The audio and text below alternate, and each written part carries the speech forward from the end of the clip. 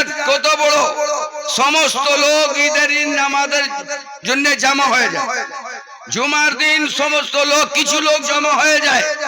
যদি প্রত্যেক দিন এইরকম আমাদের মুসলমান নামাজি হয়ে যেত, তো প্রত্যেক দিন প্রত্যেক সময় আমাদের জন্য ঈদ হয়ে যেত।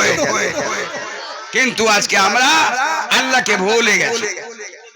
ভয় আমাদের কাছে নাই, বুকে ভয় নাই। যাই হোক, হযরত মালিক ইবনে দিনার কেইনার মেয়ে বলল কে বাবা, ওই বয়স্ক লোক আপনার নেক আমল ছিল, খুব নেক আমল কম ছিল, কিন্তু আপনি যান তাড়াতাড়ি আল্লাহর দরবারে তওবা করে নিন। ওনার স্বপ্নটা খতম হয়ে গেল। যিনি ঘুম থেকে বের হলেন, তো মালিক ইবনে দিনার বলতেছেন যে আমার উপরে একটি আশা হলো, শরীর আমার কাঁপতে লাগলো, খোদার ভয় করে কাঁপতে লাগলো। তারপরে উনি তওবা করলেন, এমন তওবা করলেন, ধরেন যে কেউ ব্যক্তি যদি মদকে বাদ করার জন্য তওবা করে, তা তওবা করার পরে যদি ও মদ না খায়, তো বুঝে নেবেন তার তওবা আল্লাহর দরবারে কবুল হয়ে গেল। কিন্তু আমরা অনেক তওবা করি, আমাদের তওবা কবুল হয় না। কিছু ভুল হলো, চলে আসলেন, ইমাম সাহেব তো আছেন, তওবা করিয়ে দাও, তওবা পড়ে নিলেন, বাস চলে গেল, হয়ে গেল। আবার ঘুরে ফিরে ওই মিথ্যা কথা, ওই হারাম কাজ, ওই গুনাহের কাজ লেগে গেল। তওবা কবুল হলো? হবে না। ইমাম গাজ্জালী রাহমাতুল্লাহ আলাইহি নিজের বইতে তাসাউফের বয়ানে লিখতেছেন, একটা আল্লাহওয়ালা ব্যক্তি যে আল্লাহকে ভয় করে, পরহেজগার ব্যক্তি 30 বছর ধরে আল্লাহর নিকট তওবা চাইছে, 30 বছর তওবা করতে, কিন্তু এখনো তিনার তওবা কবুল হইল না। আল্লাহওয়ালা ব্যক্তি মনে মনে ভাবছিল, আল্লাহ আমি 30 বছর থেকে তওবা করতেছি, কিন্তু এখন পর্যন্ত আমার তওবা কবুল হয়নি, তওবার তৌফিক হয়নি। স্বপ্নতে দেখতেছে কে আল্লাহর পায়ামি এসে বলল, কে আল্লাহ ওলি, আল্লাহর ওলি, শোনো, তুমি যা তওবা চাইছো আল্লাহর নিকটে, তো তুমি তওবাকে সহজ পেয়েছো? তওবা সহজ নাই। কোরআন পড়লা না? কোরআন বলো ইন্নাল্লাহা ইউহিব্বুত তাওয়াবিন, আল্লাহ তওবাকারীকে পছন্দ করে। বান্দা যখন তওবা করে যায়, তাহলে বোঝা গেল কি আল্লাহর প্রিয় হয়ে গেল। তো 30 বছরের মধ্যে আল্লাহর প্রিয় হওয়ার স্বপ্ন দেখতেছো, বোঝা গেল যে তওবা অনেক মূল্যবান জিনিস, আমরা তাকে মূল্যবান বুঝি না। আমরা মূল্যবান। আচ্ছা, গুনাহ কি ছিল জানেন? গুনাহ অল্প ছিল। তিনার একটা পড়োশি ছিল, আর তিনার কাছে একটা কুটুম মেহমান আসলো। তিনার জন্য তিনি নিজের স্ত্রীকে বললেন কি তুমি আজকে মেহমানের খাতিরের জন্য তুমি রান্না করে দাও, মাছ রান্না করে দাও।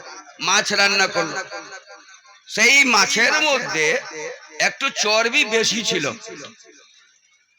এই জন্য তিনার হাতে চর্বি লেগে গেল মেহমানের। তো বাইরে যখন পানি ডালছেন মেহমানকে হাত ধোয়ার জন্য, আজকে তো আমরা মেহমানকে নিজের মনে খাতির করি না, করি? গরিব লোক ইমামগুলোরা করে। মাওলানা সাহেবানকে দেখলাম নিজের হাতে মেহমানকে খাতির করে, কিন্তু বড় লোক করে না। তাদেরকে গর্ব আছে কি আমি তো মালদার আছি, টাকা আছে, আমার নৌকর চাকা রাখছে, নৌকর খাওয়া দিবে, নৌকর জল দিবে, নৌকর পানি খাওয়া দিবে, চায়নি আসবে, আমি কেন যাব? ভুল। আউলিয়া আল্লাহ নিজের হাতে কাজ করতেন, মেহমানের খিদমত করতেন। যাই হোক, তো উনি বাইরে বের হলেন, দেখলেন মেহমানের হাতে চর্বি লাগাচ্ছে। তো উনি পড়োশির যা ঘর ছিল তার দিওয়ার ছিল মাটির, কিছু মাটি নিয়ে মেহমানকে দিয়ে দিয়েছিলেন। এ তো ছোট্ট গুনাহ ছিল। এই গুনার জন্য উনি 30 বছর তওবা করলেন। আপনি বলেন কে তওবা কত গুরুত্বপূর্ণ। এই জন্য কোরআন বলল কি ইন আউলিয়াউহু ইল্লাল মুত্তাকুন, ওলি হওয়ার জন্য তাকওয়া দরকার, পরহেজগারি দরকার, বংশ দরকার নাই, এই শিক্ষা দরকার হবে। যেমন হযরত খাজা গরিব নওয়াজ চিশতি রহমাতুল্লাহ তাআলা আলাইহি, সৈয়দ গিয়াসউদ্দিন রহমাতুল্লাহ তাআলা আলাইহি ছেলে হলেন। তিনি ছোট্টবেলা থেকে মার গর্ভ থেকে ওলি কামিল, কিন্তু 15 বছর যখন বয়স হলো তিনার বাবা মারা যান। বাবার মারার পরে তিনার হাতে পাঞ্চাক্কি আসলো, বাগিচা আসলো। তিনি তাকে তাসাদ্দুক করলেন, দান দিয়ে দিলেন, বের হয়ে গেলেন, ইয়া বিক্রি করে দিলেন আর সমরকান্দ চলে গেলেন। সমরকান্দ কেন গেলেন? শিক্ষা হাসিল করার জন্য, জ্ঞান হাসিল করার জন্য। না হলে অনেক লোক যে কোরআন পড়তে জানে না, যে আরবি জ্ঞান জানে না, মাসলা মাসাইল জানে না, হাদিস জানে না, কিন্তু নামাজ পড়তেছে, 40 বছর ধরে নামাজ পড়ছে, মানুষ দেখতেছে, সেই ব্যক্তি ওলি হবে? ওলি হতে পারে না। ওলি হওয়ার জন্য একটা ক্যাটাগরি আছে, ওলি হওয়ার জন্য একটা জামাত আছে। আল্লাহ তাবারক তাআলা সায়াজআলু লাহুমুর রহমান উদ্দা বলেছেন যে আল্লাহর ওলি হবে আল্লাহ মুমিন বান্দার মনে তার মোহাব্বত কা ঢেলে দিবে। নারায়ে তাকবীর, নারায়ে রিসালাত, নারায়ে রিসালাত। হুজুর নকিবুল আউলিয়া, হুজুর নকিবুল আউলিয়া, নারায়ে তাকবীর। সুলতানুল হিন্দ খাজা গরিব নওয়াজ চিশতি রহমাতুল্লাহ তাআলা আলাইহি হিন্দুস্তান আসলেন 8 থেকে 800 বছর আগে। ওই যুগে কোনো নেট ছিল না, স্যাটেলাইট ছিল না, টেলিফোন ছিল না, পোস্ট অফিসও ছিল না, ইন্ডিয়াতেও ছিল না। কিন্তু তিনার প্রেম, তিনার ভালোবাসাকে আল্লাহ তাআলা মুসলিম হিন্দু সমস্ত বান্দার বুকে ঢেলে দিলেন। গরিব নওয়াজ চাইতেন তো তিনার বাবা আল্লাহর ওলি ছিলেন, তিনি মাদারজাত ওলি হলেন, তিনাকে শিক্ষা হাসিল করার দরকার পড়তো না, তিনাকে কারো হাতের বায়াত হওয়ার দরকার ছিল না। কিন্তু তারপরেও গরিব নওয়াজ শিক্ষা হাসিল করার জন্য হাদিসের শিক্ষা, উসুলের হাদিস শিক্ষা, ফিকহের শিক্ষা, উসুলের ফিকহের শিক্ষা, আর সমস্ত মন্তিক ফলসফার যা জ্ঞান হাসিল করেছেন। কারণ আছে কে ওলি হয়ে গেল, মায়ের পেট থেকে গর্ভ থেকে ওলি হয়ে গেছেন, কিন্তু এখনো তানাকে তরবিয়ত দরকার আছে, এখনো ওনাকে গুরু ধরতেই হবে, পীর ধরতেই হবে। আজকে মানুষ বুঝে কি খাজা বাবা মুফতি সাহেব ছিলেন না, মৌলানা সাহেব ছিলেন না, অনেক বড় মুহাদ্দিস ছিলেন, অনেক বড় আলিম ছিলেন, অনেক বড় জ্ঞানী ছিলেন। তিনি ফতোয়া দিতেন, তিনি হাদিসের বই পড়াতেন, তাফসীরের বই পড়াতেন। আপনি দেখেন, স্টাডি করেন, বুঝা যাবে। গরিব নওয়াজ রহমতুল্লাহ তাআলা আলাইহি মদিনা শরীফে 3 বছর ধরে ছাত্রগুলোকে হাদিসের শিক্ষা দিলেন। কোরআনের তাফসীরের শিক্ষা দিলেন। ওই সময় স্টুডেন্ট ছোট্ট হতো না, বড় বড় আলিম, বড় বড় মুহাদ্দিস হতো। তিনাকে শিক্ষা দেওয়ার পরে খাজা গরিব নওয়াজ চিশতি রহমাতুল্লাহ আলাইহি আসলেন। এখনো দরকার আছে গুরু ধরা। তা আসলেন কোথায়? সিস্তান ইয়া সঞ্জার। কিন্তু খাজা উসমান হেরওয়ানি রহমাতুল্লাহ আলাইহি নিজের গ্রামকে ত্যাগ করে বাগদাদ শরীফ চলে এসেছিলেন। কারণ ওই যুগে চেঙ্গিজ খান ছিল। চেঙ্গিজ খান আর তেরার যত জংজু ছিল, ওই জংজুগুলোরা মুসলমানের উপরে আক্রমণ করে অনেক অত্যাচার হলো। হিস্ট্রির মধ্যে লেখা আছে দরিয়ায়ে দজলার মধ্যে 23 লক্ষ মুসলমানের রক্ত বহছিল। দরিয়ায়ে দজলার পানি 33 লাখ মুসলমানের রক্ত দিয়ে লাল হয়ে গেছিল। সমস্ত লাইব্রেরি যেখানে বই লেখা যায়, রাখা যায়, ওই যুগে ছিল ইঙ্ক থাকতো, আর কলম নিয়ে ইঙ্কে ডুবিয়ে ডুবিয়ে লিখে যেত। কথা বুঝাতে পারছি? দেখো বাবু, আপনারা তো জানেন আমি বাংলা বলতে জানি না, তাই না? কিন্তু বুঝাবার চেষ্টা করছি, আপনি বুঝে নেবেন। তো ইঙ্ক দ্বারাই লিখতেন। ওই বই যা নিজের হাতে লেখা ছিল, অনেক 200 বছর 300 বছর থেকে লেখা যাচ্ছে বই। আর সমস্ত বইকে চেঙ্গিজ খানের আহলেকার দরিয়ার বুর্দ করে দিল, দরিয়া দজলা মধ্যে। এইরকম ওই রকম যুদ্ধে হযরতে খাজা উসমান হারুনের দরবারে গরিব নওয়াজ গেলেন। সেই সময় হুজুর গৌসে আজম রাদিয়াল্লাহু তাআলা আন ইন্তেকাল করেছিলেন। তিনি ওই সময় ছিলেন। যাই হোক, খাজা উসমান হারুনি রহমতুল্লাহ আলাইহি হাতে উনি মুরিদ হলেন। মুরিদ হওয়ার পরে 40 বছর 20 বছর, কত বছর বলেন তো? 20 বছর গরিব নওয়াজ নিজের পীর ও মুর্শিদের খিদমত করলেন। কত বড় আলিম হয়, তারপরে বিছানা বিস্তার তিনার বেডিং মাথাতে তুলে যেতেন পীর সাহেবের পিছনে। এই জন্য তো আল্লাহর ওলি হলেন। কষ্ট করলেই মধু পাওয়া যায়, কষ্ট না করলে মধু পাওয়া যায় না। আজকে আমরা ভাবি কি আমি পীর সাহেবের হাতে মুরিদ হয়ে গেলাম, মুরিদ হলাম, তারপরে মরার পরে আমাদের জন্য জান্নাতটা আসান হয়ে যাবে। আমার পীর তো ওই ফলা ঢেকা অনেক বলে লোক করে না, আমার জন্য জান্নাত আসান হয়ে যাবে। জান্নাত পাওয়া এত সহজ না বাবা, খুবই কঠিন। কালকে রাত্রে আমি এক জায়গা বয়ান করলাম कि रसूलुल्लाह सल्लल्लाहु अलैहि वसल्लम बोलें अला व इन्नल जन्नता हज़नुम बिरबवा।